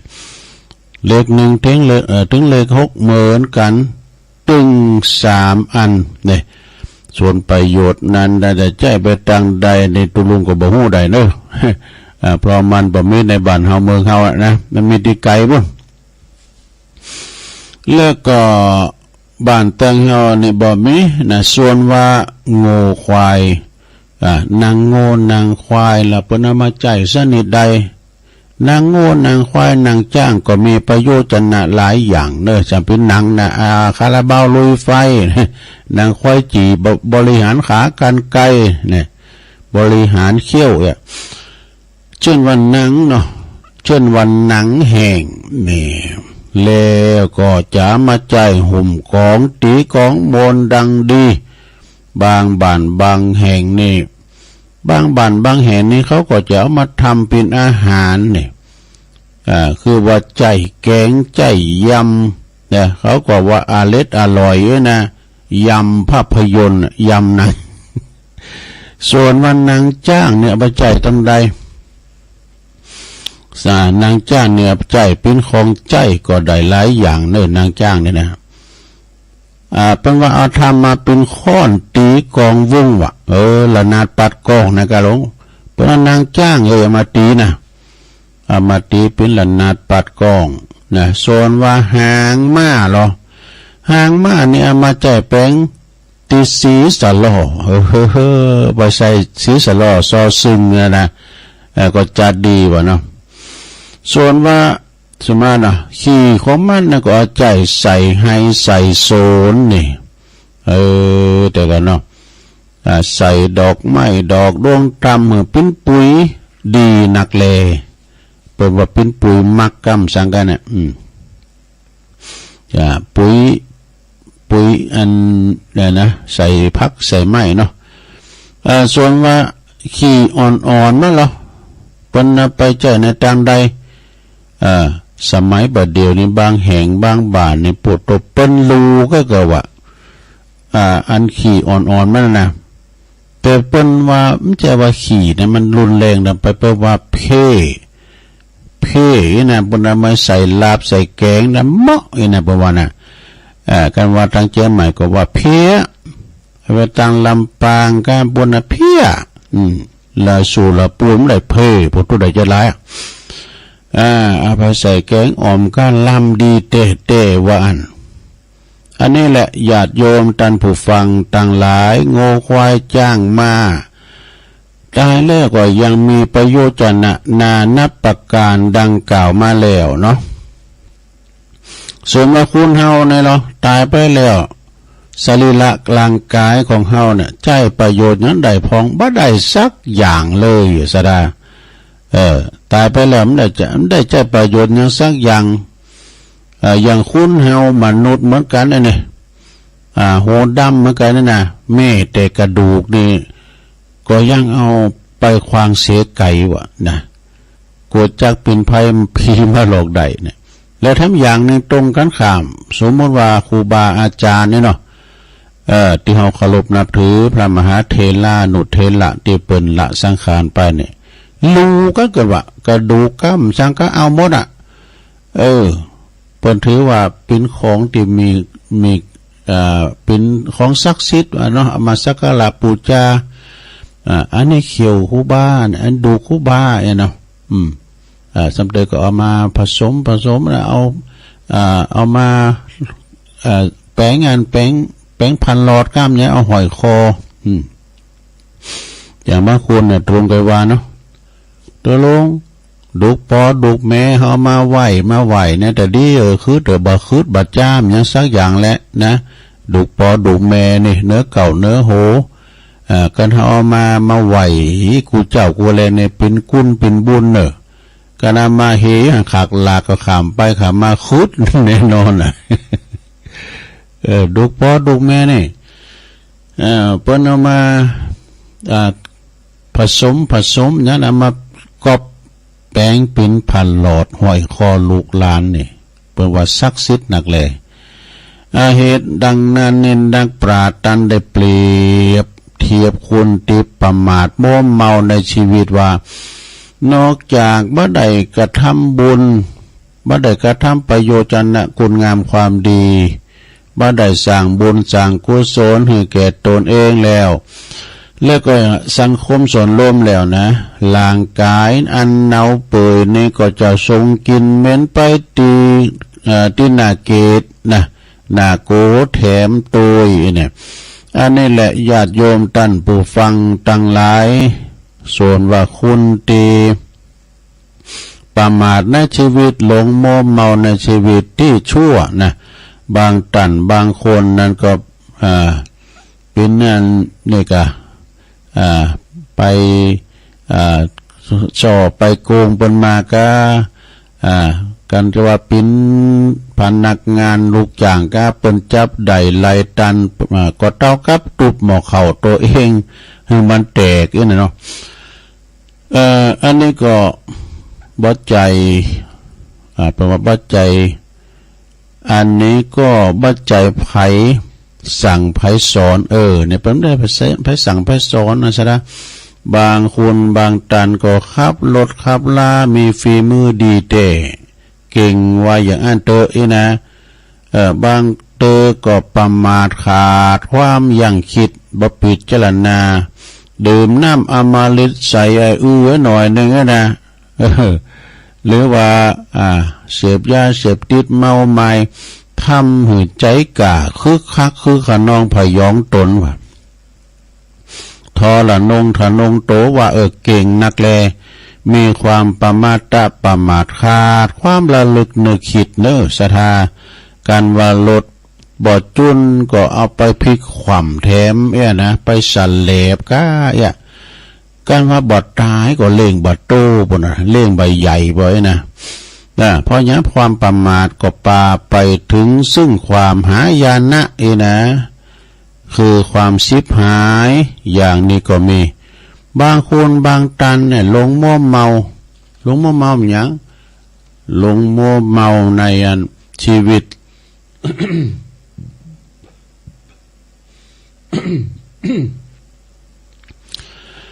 หลงมัวเมาในชีวิตเอาทั้งกัญชายาฝิ่นเฮโรอีนภูเขานะเนาะอันเป็นของเสพติดอย่างไล่แรงผู้ประมาทผู้ได้ประมาทหลงไปทดลองเสพแล้วก็ยอมนำปาชีวิตไปในทางเสริมเสเท่ากับตายทั้งเป็นนี่แต่ในสดาเนาะหาความเจริญบ่ได้นี่แหละญาติโยมท่านผู้ฟังทั้งหลายที่ได้สดับรับฟังพระธรรมเทศนาเรื่องธรรมเที่ยงแท้คือธรรมตีบ่ธรรมหึกบุคคลตายคือตายจากความเจริญนั่นเองฟังแล้วก็พอจะสรุปใจความใหญ่ๆได้ว่าธรรมเที่ยงแท้เนี่ยเป็นธรรมอมตะธรรมนะศรัทธาญาติโยมก็คือความไม่ประมาทขาดสติในชีวิตนั่นเองมีสติสัมปชัญญะระลึกนึกถึงคิดดูเสมอคิดอยู่เสมอว่าขณะนี้เวลานี้โตเฮากำลังทำอะไรอยู่เฮาทำผิดศีลผิดธรรมผิดประเพณีอันดีงามหรือว่าผิดกฎหมายตัวบทกฎหมายบ้านเมืองอยู่ก็อย่างได้นี่นะเมื่อเฮาฮู้โตว่าทำความชั่วอยู่แล้วก็ระลึกนึกถึงคิดได้แล้วก็รีบกับเนื้อกับโตกับใจใหม่แล้วก็ หลีประพฤติปฏิบัติแต่สิ่งที่ดีที่สอบต่อไปตรงกันข้ามเนาะเฮาได้ปฏิบัติในสิ่งที่ดีมีศีลมีธรรมบ่ผิดประเพณีวัฒนธรรมและก็ตัวบทกฎหมายของบ้านเมืองก็บ่ทำความเดือดร้อนให้แก่คนอื่นและก็สัตว์อื่นก็ดีมีเมตตากรุณาแล้วจงได้ปฏิบัติให้ดียิ่งขึ้นไปบุคคลใดได้กึศได้ประพฤติได้ปฏิบัติตนตัวอย่างนี้แล้ว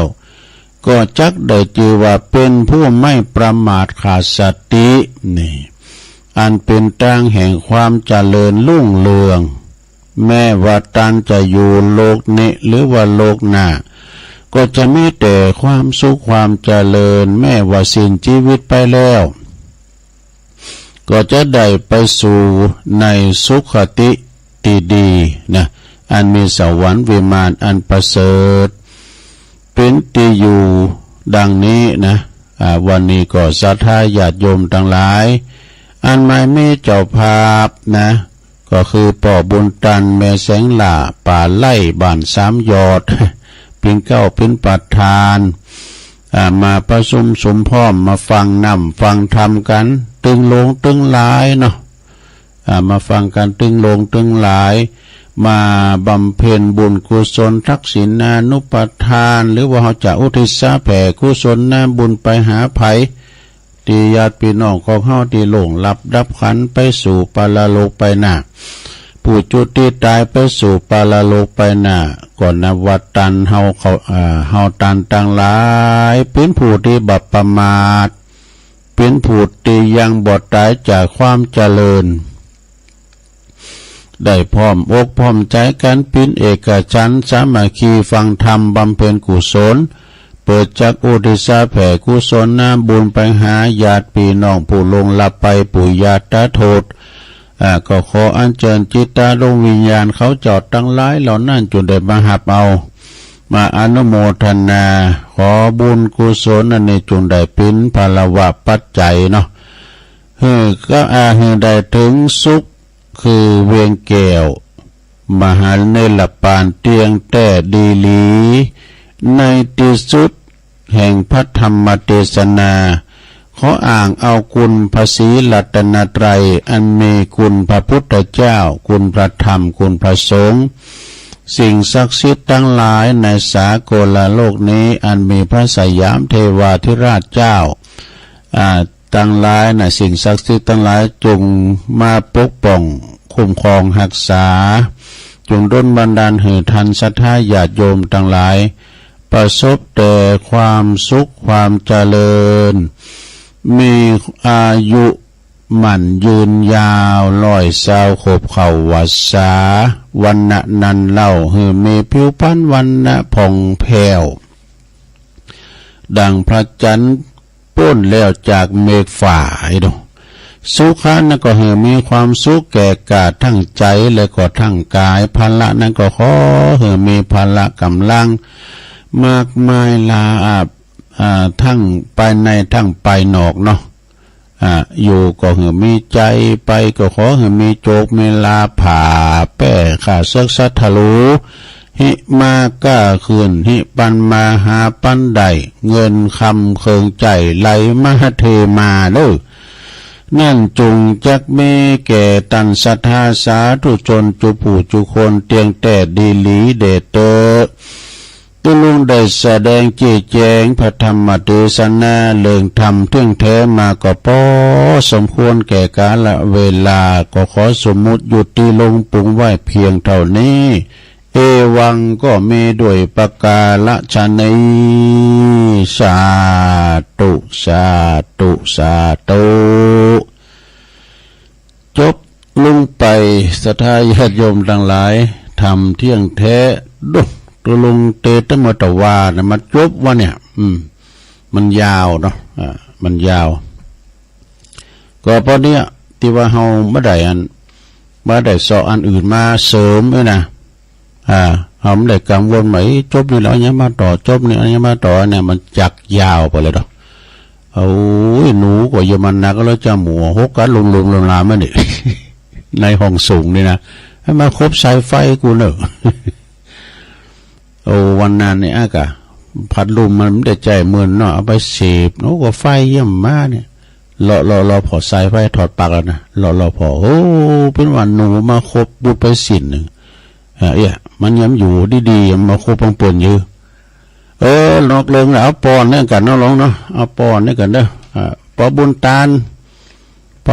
ลแม่แสงหล่าป่าไล่หยาดน้ำเด้อจะปันปอนละเนาะตั้งหลายสดาญาโยมเอาปอนเปิดปินสิริมงคลกันเด้อตื่นขึ้นมาได้หับศีลหับปอนก็เป็นมงคลแล้วยะทาวาลิวหาปุลาปาลิปูเรนติสากะลังเอวะเมวะอิโตทินังเปตานังอุปกปติอิสิตังปฏิตังตุมหังคิปะเมวัสมิจตุสเปปุเรนตุสังกปาจันโทปนาลโสยะถามณิโชติละโสยะถาภวสัพพิติโยวิวัจจันตุ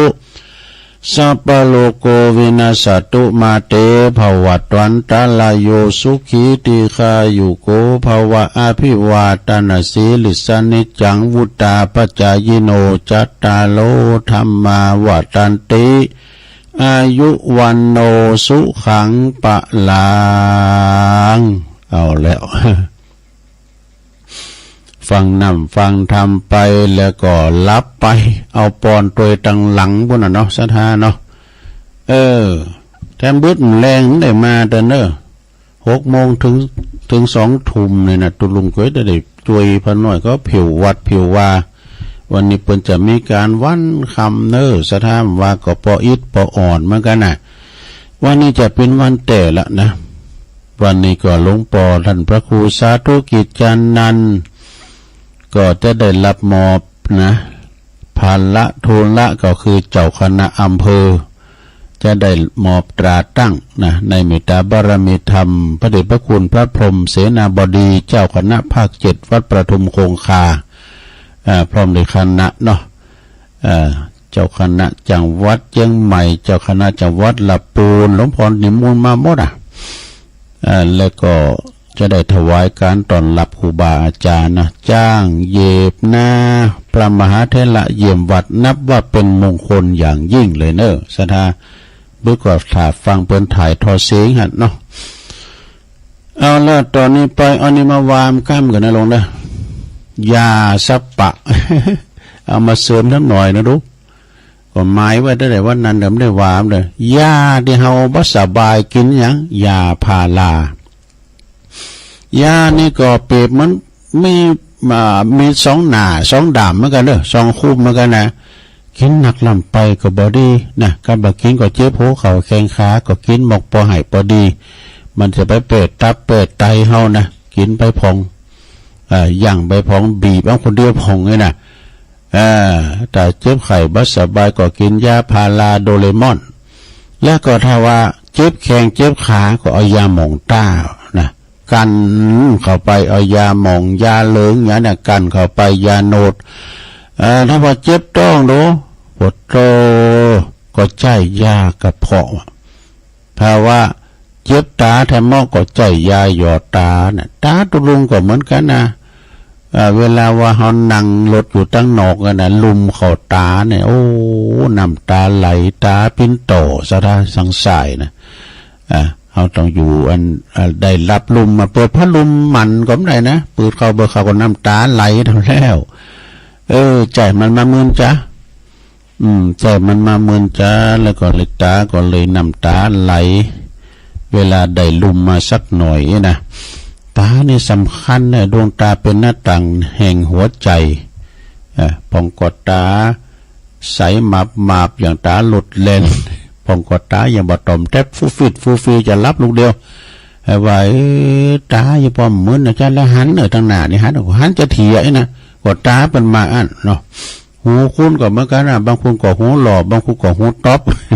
การกุนหูยาวๆในอายุยืนนี่นะเนาะแล้วก็เป็นว่า หายใจบ่หอดก็ต้องเอายาพ่น ใจยาพ่นพื้นหืดพื้นหอบเลยนะซะละมันมียาพ่นดอกเวลาเมาโหจนก็ต้องใจยาลมนี่ยามยังก็มีซับปะบ่ว่ายากินยาลมยาดมยาหมองรักษาได้หมดตุลุงในรักษาบ่ได้ทำอย่างหนึ่งยาอย่างโดโรคหยังซับจางวะ โรคซับจางนี่รักษาบ่ได้เนาะสาธาวาเพียงกำลิ้นไปหน่อยตอนนี้ไปก็จะได้ประกาศข่าวสารงานบุญให้กับครูบาอาจารย์สักเล็กน้อยเนาะสาธาญาติโยมทั้งหลายก็ที่วัดพระธาตุโดยน้อยก็วันนี้แล้วที่จะต้องถวายการต้อนรับพระมหาเถระเนาะเพิ่นจะมามอบตราตั้งเจ้าคณะอำเภอรองเจ้าคณะอำเภอแล้วก็พระฐานานุกรมพระปลัดพระใบพระสมุพระบดิกาเลขาทำ10ตุนกันเนอะสถานนักนะเป็นมีตราตั้งทั้งนั้นนะได้รับมอบจากมือของพระมหาเถระจันทร์ผู้ปกครองระดับเจ้าคณะภาคนะสะดานั่นก็วันนี้ก็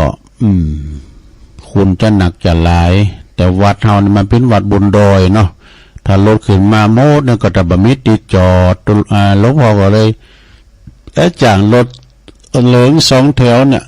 ทอกเข้ามาเป็นกั้มเลยนะเหมือนกับงานประเพณีเดิ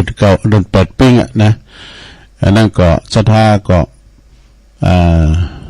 ฟังกันทั้งบัดทั้งจองก็ได้เนาะแสดงความเรียกว่ามุทิตาจิตกับหลวงพ่อพระครูสาธุกิจจานันท์ซึ่งเป็นผู้บังคับบัญชาของตุลุงนะเป็นลูกพี่ใหญ่ ได้เป็นเจ้าคณะอำเภอนะเนาะวันที่10 เมษายนก็จนลมทำบุญแสดงมุทิตาจิตเนาะจะร้องสมณศักดิ์เหมือนกันเนอพระครูใหม่ไปแดงตุลุงธรรมเนอตุลุงธรรมก็อายุ70ปลาย80แล้วก็เห็นเนาะเป็นเจ้าอาวาสวัดราชชั้นเอกแล้วกันเนาะวัดอรุณวิทยาวาสห้วยปันจ้อยบ้านห้วยปันจ้อยเนอเปิ้นก็จะมีงานจะร้องผัดเดือดเป็นวันเกิดแฮปปี้เบิร์ธเดย์เป็นโดยนา10 เมษายนตุลุงธรรมที่วัดบ้านห้วยปันจ้อยเด้อไปแสดงมุทิตาจิตพระจะไปหับสังกาพระจะไปเปิดห้องตาลก็เจิญกันได้เนอวัดห้วยปันจ้อยแล้วก็ก่อนหน้านั้นวันที่7 เมษายนก็ฉลองตราตั้งเจ้าอาวาสวัดมงคลวัดลาลามหล่องเคอกวาวเนอตำบลหนองโยงอำเภอเวียงหนองหล่องตุปีนครนะเพิ่นจะร้องการต่างมิซอตลอดวันเนอ แล้วงานต่อไป1-2-3 วันนี่แหละนะซะนะผู้กำวันหนึ่งก็เป็นการงานเปลี่ยนผ่าครูบาเขาปีเนอที่วัดพระบาทผาน้ำพระพุทธบาทผาน้ำอำเภอลี1-2-3เนี่ยโอ้ผู้เพิ่นแต่แห่โคตรานสูงเนอเอาคุณหนักคุณหลายเนอครูบาดอนเป็นเจ้าอาวาสนะ1-2-3 เมษายนที่วัดพระบาทผาน้ำอำเภอลีเป็นเปลี่ยนผ่าครูบาเขาปีวันที่4 มีนานี่เป็นวันแฮปปี้เบิร์ธเดย์ของพระครูโอนเนอนิพนธ์ยุคันธรนะพระครูก็เจริญอายุมาตะหือละมุน ปุ่นนะแม่แตงปุ่นนะไปจะไปอำนวยโอโจกเนาะตัวลุงในฐานะเดียวว่าเป็นลูกศิษย์ลูกหาของ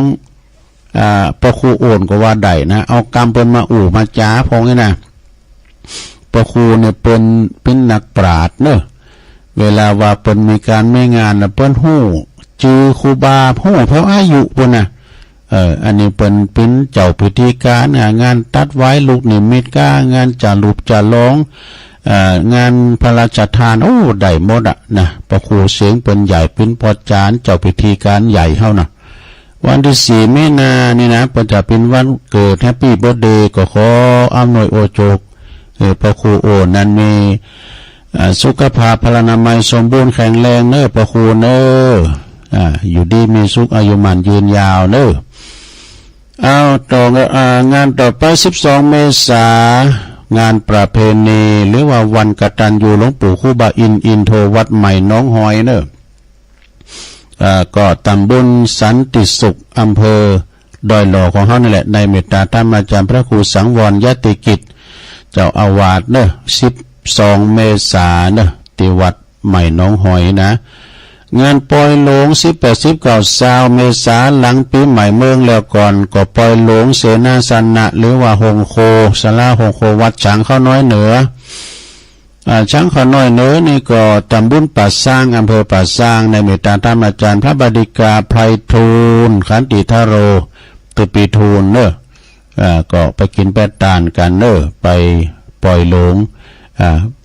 ต่างปนนั้นเสิร์ชเขาเนาะประจานเฮาเก่ากุมภาก็แล้วพระละตัวโตมแดดออกแล้วสุมาเนี่ยงานต่อไปศรัทธา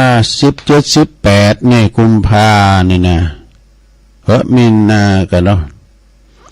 17 18มีนานี่ก็พิธีพุทธาภิเษกสมมนตันเปิดป้ายศาลาโดยนวัดพระธาตุดอยหล่อเนอะเปิ้นจะมีเสกซ่อมย่อมยศพุทธาภิเษกพระพุทธรูปเจ้าโดยนะก็จะมีเตศนำเตศธรรมพุทธาภิเษกปฐมสมโพธิธรรมจักรปวัตนสูตรสวดเบิกด้วยจากคณะสงฆ์สมณเณรวัดพระธาตุเจ้าสลีจอมทองแล้วก็จะมีกวนเขาติบเบิกในตัวที่วัดพระธาตุดอยหล่อ17 18กุมมีนาเนอะ17 18มีนาพระอธิการจิตอนาลโยเนอะเจ้าวาดฝากประกาศมาเนาะแล้วก็งานต่อไปอันนี้ก็ขอเชิญรวมทำบุญวัดพุทธนิมิตเนอะอันนี้นะเพิ่นจะมีงานปล่อยหลงจะหลงหอไตรแล้วก็เสนาสนะไปในวัดต่างๆปล่อยหลงนะวัดพุทธนิมิตตำบลศพเตี้ยอำเภอจอมทองในวันเสาร์ที่16 มีนา17 มีนาเนาะ16 17เนอะก็โคตานก็จะเข้าวันที่16แล้วแห่โคตานโหวัดโดยเนอะในเมตตาบารมีธรรมหลวงพ่อพระครูอินทยานรังสีที่ปรึกษาเจ้าคณะอำเภอจอมทองเจ้าอาวาสวัดพุทธนิมิตเนอะก็ไปกินแป้ตาลครับหลวงปู่ครูบามาเนอะนะที่วัดพุทธนิมิตเนาะงานต่อไปอันนี้ก็ปล่อยหลงทำแล้วนี่ปล่อยหลงวัดดอนน้อยวัดดอนน้อยตำบลแม่แรงอำเภอป่าสร้างนี่อาจารย์พระครูวิมลสุตตาพรเจ้าคณะตำบลแม่แรงเจ้าวัดดอนน้อยในพร้อมด้วยคณะสัตยาเปิ้นสร้างเสนาสนะไปในวัดหลายอย่าง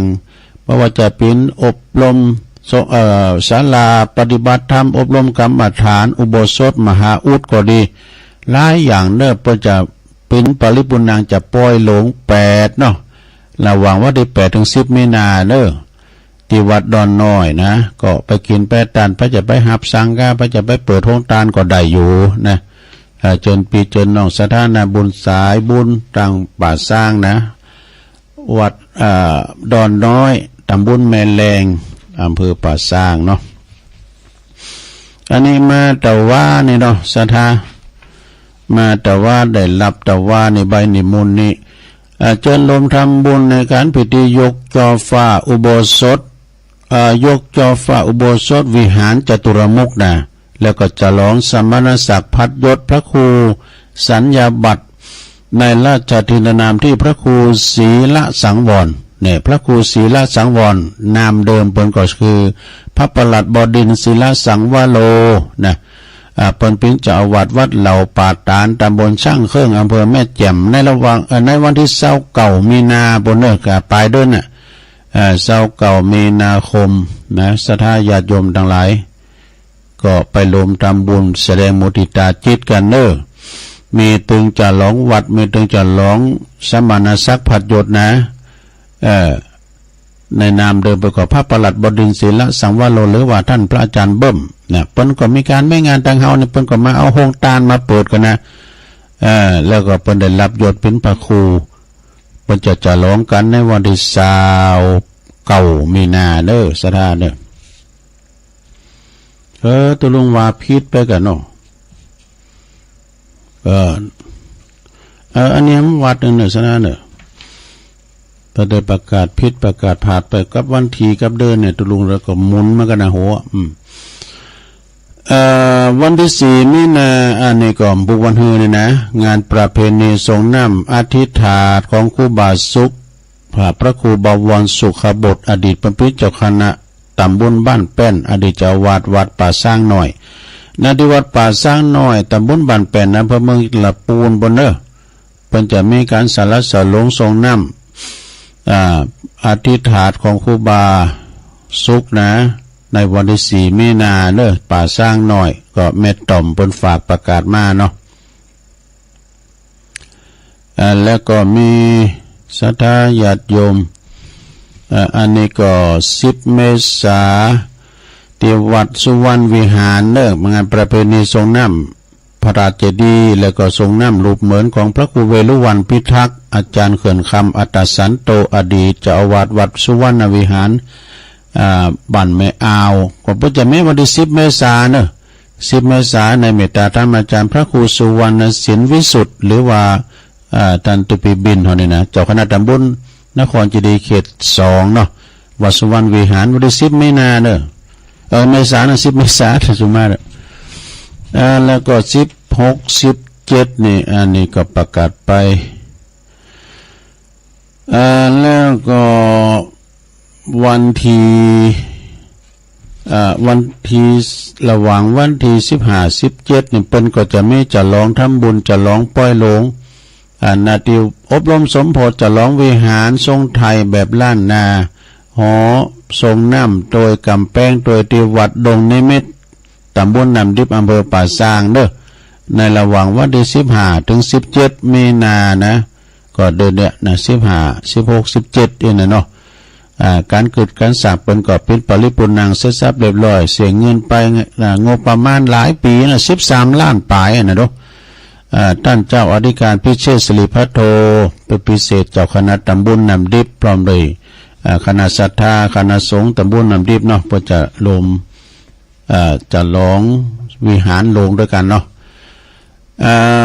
แล้วก็ทำงาน1วัดจันทร์เกษมเป็นจะร้องกุฏิเสนาสนะถาวรวัตถุต่างๆภายในวัดเนอะวันที่วัดจันทร์เกษมในหมู่ที่6บ้านเตาไหตำบลทุ่งหลวงทองอำเภอแม่วางเนอะ16 17 มีนานะฮะพระอาจารย์เสาคำสุจิตโตนะฝากประกาศมานะทำงานอันนี้ก็งานคืนเฮาเนาะงานคืนเฮาก็คือว่าเป็นงานฉลองอายุวัฒนมงคล6 รอบ 72 ปี 51 พรรษาเนอะในเมตตาบารมีธรรมหลวงพ่อพระครูสุจิตานุรักษ์ด็อกเตอร์เจ้าคณะอำเภอฝางเจ้าอาวาสวัดพระพุทธบาทอุดมนำบ่อสวานะเพิ่นจะมีงานฉลองเสนาสนะภายในวัดโดยที่วัดพระบาทอุดมเนอะเพิ่นจะไปปล่อยลงวิหารพระเจ้าละแข่งด้วยนภัทราเจดีย์หลายอย่างจะร้องเสนาสนะไปในวัดโดยแล้วก็จะร้องอายุวัฒนมงคลของหลวงพ่อโดยเนอะในวันที่21นะ21 22 23เนี่ยแต่ว่าคืนของเฮานี่จะไปวันที่21โดยจะไปนอนกันที่วัดปางปอยนะปางปอยนี่ก็คือจะไปธรรมสัญจรกันที่หันจะรับนอนกันที่หันคืนหนึ่งเพราะเป็นการตกแต่งห่างดาตาเนอะประจัดต้านเต็นธรรมาทเต็นนางเตธรรมในนะสถานราคา 60,000 นะพยายามได้ตาลก็ไปตาลเนี่ยเนอะออกปัจจัยหลับเป็นเจ้าภาพลมกันตามแต่เจตนาศรัทธาเนาะ20 บาท100 บาท200ปันก็แล้วแต่ทางเมืองฝางก็ไปที่คุณแม่จงดีเชื้อกันทานะก็เดินในทางเมืองฝางนี่ขึ้น10,000 ปลายแล้วนะถ้าไปทางเมืองฝางไปทางเวียงป่าเป่าก็ไปที่ตุลุงดอยไปลำปางก็ที่พระมหาสมชาติชาตปัญโยถ้าว่ามาตังละปูนเชียงใหม่ก็พระครูอภิวัฒนาวิกรมนี่นะฝากห้อมกันไปสถาเฮาจะไปวันที่20ไปรับไปนอนจัดธรรมสัญจรกัน ตีวัดปางป้อยแล้วก็21ก็จะไปตานที่หลวงพ่อเวลา9 โมงเนอะสถาเกมคุณเกมลดกันได้แล้วเนาะเอาเวลาโวยแต่ตุลุงยังได้เปิดมือถือตัวเนอะลองเปิดมือถือว่าจะตักตังลายเปิดสายสักหน่อยสถาก็รับกันไปพงแล้วกาวันนี้วันเสาร์จบรายการตุลุงแล้วก็ฟังธรรมะจากยอดดอกธรรมะจากวัดจันทร์บนเนอะในเมตตาธรรมอาจารย์ท่านพระครูท่านพระมหานิคมนะเพิ่นก็จะมาออกรายการทุกวันเสาร์ตัวจากวัดจันทร์บนนะแล้วก็วันพุธนี่เหมือนกันเนาะศรัทธาวันที่3ลืมประกาศไปคณะสงฆ์จากจังหวัดลำปางไก่เคียงโตยนะเพิ่นก็จะมีการพระราชทานเพลิงศพได้เมตตาบารมีธรรมพระเดชพระคุณหลวงปู่พระราชธรรมาลังการเนาะพระราชธรรมาลังการหลวงปู่เป็นอดีตเป็นเจ้าคณะจังหวัดลำปางอดีตเจ้าอาวาสวัดบุญญาวาสวิหารหลวงปู่เคยขึ้นมาบุญดอยวัดพระธาตุดอยน้อยนี่เหมือนกันเนาะเปิ่นมาเหมือนกันตุลุงก็เคยไปกับหลวงพ่อไปสุมากาลวะตีวัดบุญญาวาสนะแล้วก็เปิ่นได้เสี่ยงบุญไปเปิ่นจะมีงานพระราชทานเพลิงศพกันในวันที่3คือวันพุธนี้เด้อคืนนี้ก็จะเป็นคืนสุดท้ายแล้วกันเนาะตีมจรลำปางเด้อไปลมปูจ้าผ่าปังสุขุนโลไม่เงินโลไม่คำคุณจะหนักจะหลายเพราะว่าเป็นปล่อยหล่อสิปล่อยสะปล่อยมันต่อปล่อยหล่อเน้อศรัทธาญาติโยมทั้งหลายนะก็ไปแสดงน้ำจิตน้ำใจนะกับหลวงปู่ด้วย เอาตัวลุงก็กำลังเปิดมือถือนี่ถ้าตักตังลายกันนะศรัทธาตัวซ้ายกันแล้วข้อความกำลังเข่านะก็วันพุธนี้ก็เป็นวันติดเนาะศรัทธาญาติโยมทั้งหลายก็จะได้ตุลุงจะได้ล่างผานอันนี้ล่างผามอันนี้เพราะว่าจะได้เก็บโต๊ะเก็บเต้นขอตีขอตางวันนี้เป็นงานบุญใหญ่แท้ๆคณะสงฆ์อำเภอโดยหลอกก็จะมาจุกันนิมดเนาะถวายการต้อนรับพระมหาเถระนะมาชันเพลกันนี่เน้อครูบาอาจารย์เอาโอ้เจริญพรแม่บุญยวงเน้อแซ่พันเน้อเจริญพรแม่สบายดีเนาะแม่ตักมาตั้งหลายตื่นมาตั้งแต่ตี2ปลายดูเจริญพรอยู่ที่วิสุขนะแม่เด้อแล้วก็แม่น้องโดยแม่ครูทองคำที่วงคำจากเสาหินสีโบบานฟังเพลงเก่าๆมนดีแม่หลงสายฝนจันกุลนะน้องผ่าขาวหลายปีกนี่เด้อแล้วก็วรดรจากโดยน้อยพัฒนาหนองหานสันทรายฟังเพลงของมนดีครับบรรจงกันท่าวงปีหาแต่โหอันนี้ก็โอ้ฟังหยดสวดมนต์ด้วยเด้อนะยินดีเนาะอันนี้ก่อนชายน้อยจากน้องหลองไหวสาครับเนี่ยสุดทันโอ้ลื่นลงเด้อวันนี้เต้นรถอยู่ก็แล้วก็มีโยมจากโบกก้างสันกำแพงเจริญปอนเด้อแล้วก็แม่แดงอัมพรจากเต็นดอกไม้นี่ไม่เอายายไข่แก้วบ้านเส้งเนอะยายไข่แก้วก็ฟังอยู่เนอะนะแล้วก็ยายปันแม่บุญปันจากแม่ห้วยงุนในนะเมืองฝางแม่สวยไล่กิติวงศ์โดยนำดิบน้อยแม่สลินทิพย์บุญและจากบ้านนั้นปุ้นแม่สลินทิพย์นี่อยู่กรุงเทพปุ่นนะยมยุพินหอมมาลาเป็นน้อยฟังอยู่จากแม่โยกนะกลางเวงเจียงใหม่โดยแม่ชีการธนิสัยยะฟังจากปุ้นนะครับทุก ปุ้นอยู่อันเวียงปับป่าโอ้แก่เก่าเนอะปลงสุเมธปลงสุเมธเปิ้นก็ว่าจะมาแอวหาตุลงวันที่5วางเนอะวันที่5วางปลงอาจารย์นิพนธ์จากปุ้น